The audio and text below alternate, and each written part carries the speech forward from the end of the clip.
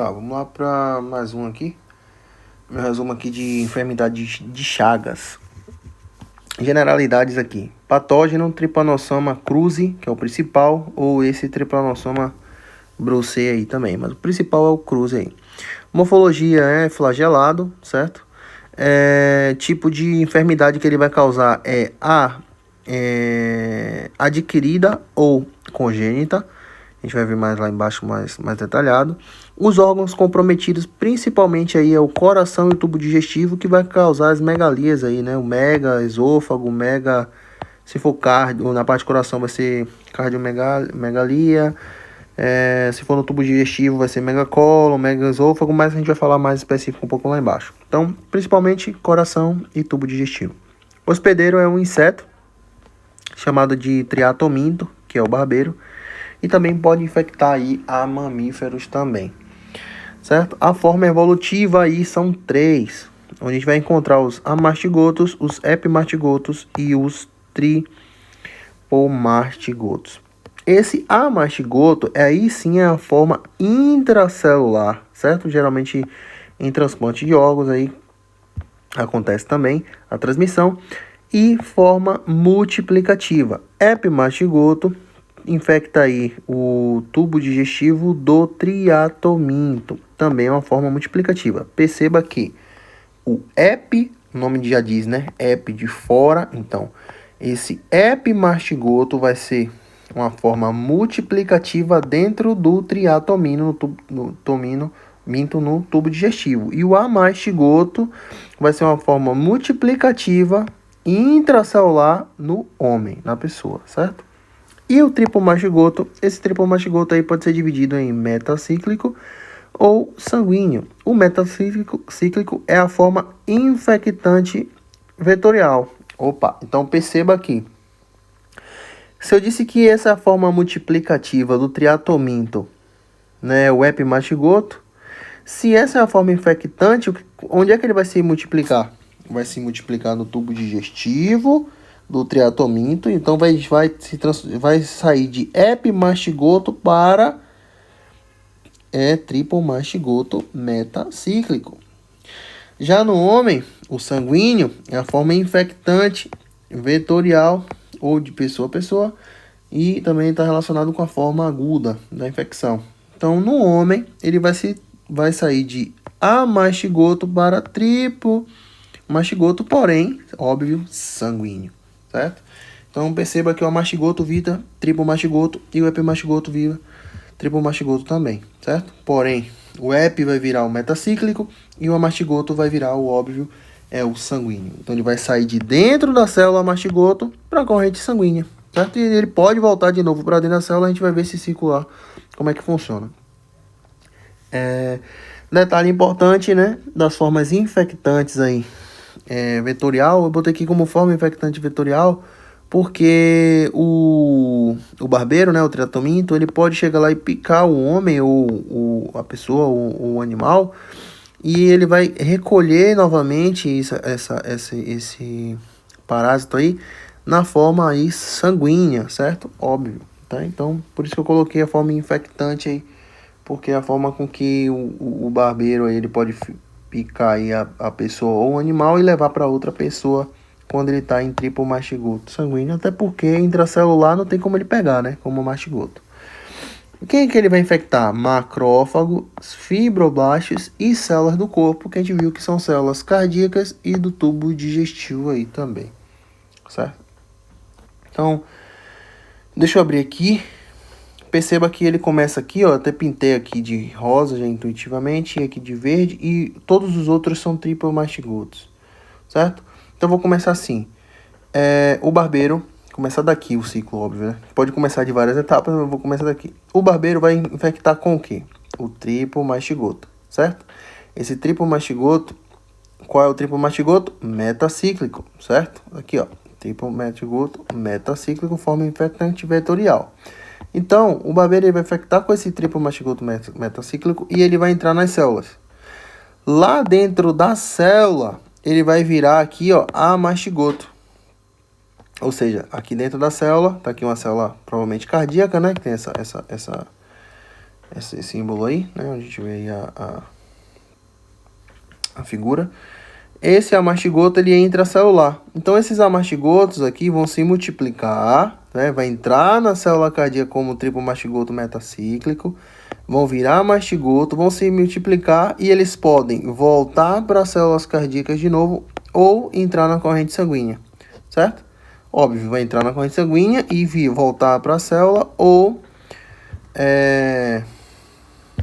voltar para a célula cardíaca ou para outras células e continuar na corrente sanguínea. Este barbeiro aqui, ele pode picar a pessoa novamente ou o animal onde foi infectado, certo? E então, qual é a forma que ele vai absorver? Vai ser a forma sanguínea. Então, ele vai vir aqui, vai picar a pessoa e esse triplo mastigoto, que era mastigoto, virou triplo mastigoto, vai voltar para a forma sanguínea, porque quando ele entrou aqui, ele era metacíclico.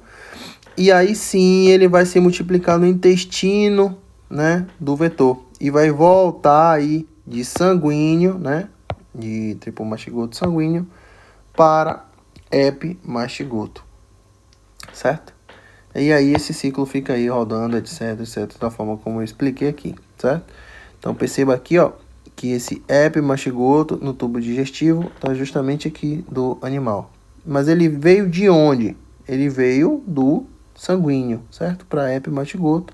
E aí sim ele vai se transformar na forma infectante, que é o triplo mastigoto metacíclico, certo?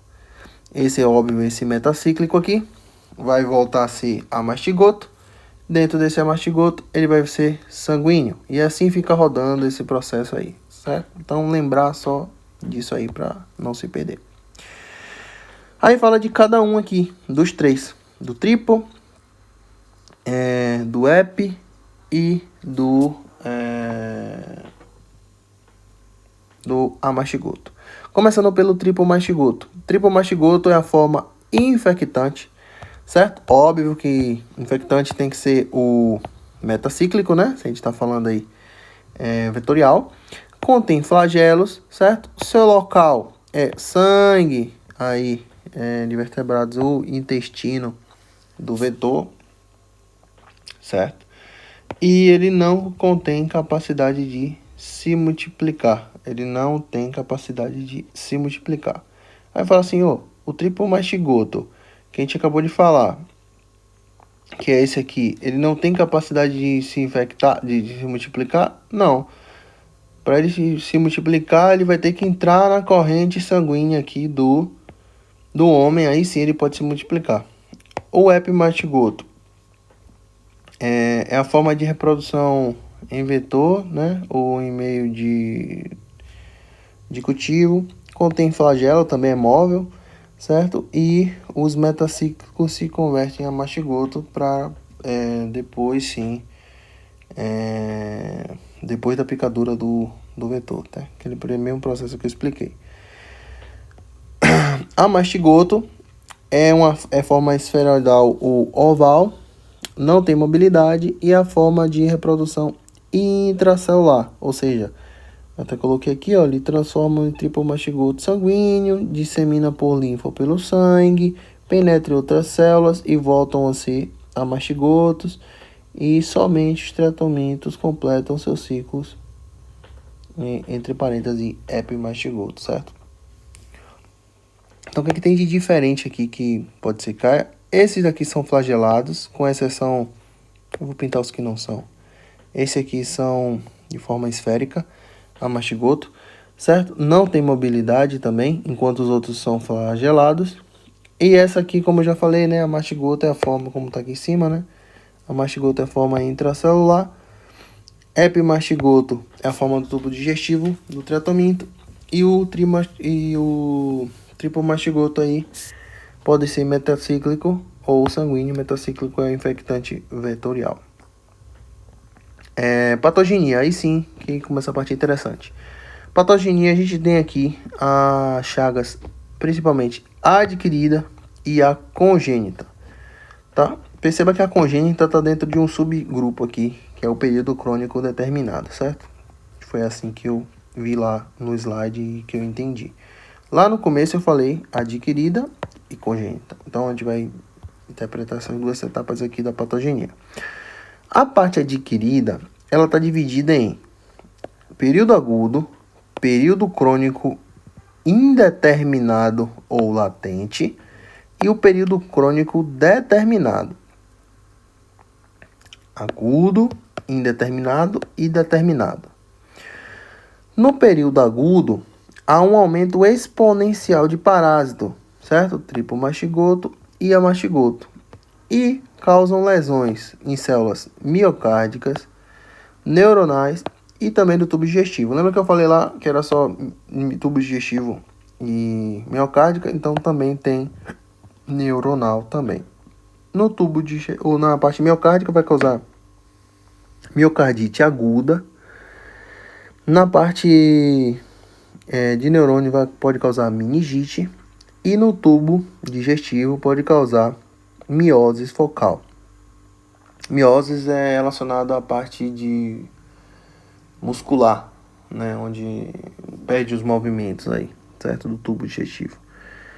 Produz um complexo oftalmoganglionar, ou chamado aí de sinal de Romania, que é o chagoma, certo? Esse também pode causar aí edema bipalpebral unilateral, né? Edema das duas pálpebras de um lado só. E também hiperemia conjuntiva. Então, fase aguda, principalmente miocardite, meningite, chagoma. Principal aí, como cita, certo? Também tem a miosite focal, edema unipalpebral, mas três principais aí, miocardite, meningite e chagoma, né? Já o período crônico indeterminado ou latente tende a ser assintomático, também não aparece nos exames de laboratório, radiologia elétrico, baixa carga parasitária, ocorre 20 a 10 anos depois de quando você teve o quadro agudo, pode aparecer, e aí observa pequenos focos de infiltrado inflamatório.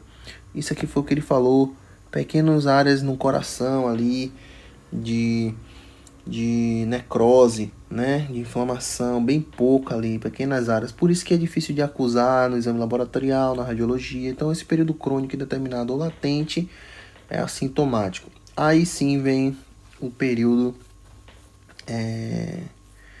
crônico determinado, né? O indeterminado, o nome já diz, né? Você não consegue determinar, é difícil, é assintomático, são pequenas lesões. Já o determinado, aí sim vem a fase, tem de forma cardíaca, digestiva e a congênita. Certo? A forma cardíaca, que são os dois principais aqui que eu falei, né? Digestiva e cardíaca. Cardíaca afeta as três capas do coração, pode causar aí miocitose, estasia, embolia. E as dilatações, que é o clássico aí, né, da doença de Chagas, pode ser dilatação, hipertrofia e fibrose do coração. Aí sim vem as hepatomegalias, aí, né, hepatomegalia, certo? Na verdade, cardiomegalia, né, não é hepatomegalia não.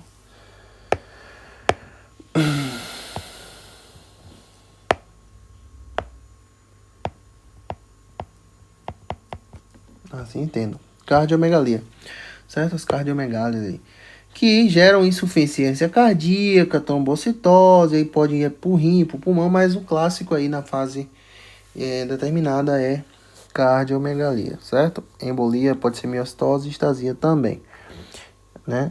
Já a forma digestiva são lesões afetadas em todo o tubo digestivo, causando aqueles mega esôfago, mega cólon, mega estômago e as dilatações aí, que são a dolicomegalia esofágica ou do colo aí, certo? Então, dolicomegalia esofágica ou do colo. Já a congênita é transmitido pela placenta, geralmente depois do primeiro trimestre, e aí sim podem ocasionar aí esplenomegalia, hepatomegalia, lesões cutâneas, alterações na coagulação e lesões cutâneas de novo. Meu Deus, vamos tirar. É bom que fica organizadinho aqui, certo? Então a gente tinha anotado ali. Então perceba que a parte de hepatomegália, cardiomegália é na fase crônica determinada. Pode confundir e botar na prova como agudo. Agudo aí já foi. Agudo é chagoma, tem uma foto de uma criança com o ninho inchado, miocardite, meningite aí. Tá mais relacionado a isso aí, certo? Hepatomegália, essas coisas leva tempo. Então pensa assim, é crônico, não é agudo, certo? Então, a forma congênita também e já muda um pouco, já é esplenomegália, hepatomegália e lesão cutânea, certo? Está relacionado aí a parte do fígado, do baço e lesões cutâneas aí, beleza? Período de incubação vai de 7 a 10 dias e a via de transmissão, isso aqui principalmente vetorial, mas pode ser oral, também congênita, né? Transplante ou transfusão. Diagnóstico aí é direto, chamado aí, a gente encontra aí o triplo matigoto no sangue também, e botei ali indireta, ELISA, imunofluorescência e gota grossa. Esse gota grossa aí é bom gravar aí, que ele falou um pouquinho lá, né, o método indireto aí, de gota grossa, certo? E o direto a gente consegue encontrar o triplo matigoto no sangue, óbvio, triplo matigoto sanguíneo. Próximo vídeo aí vai ser de leishmaniose. Valeu!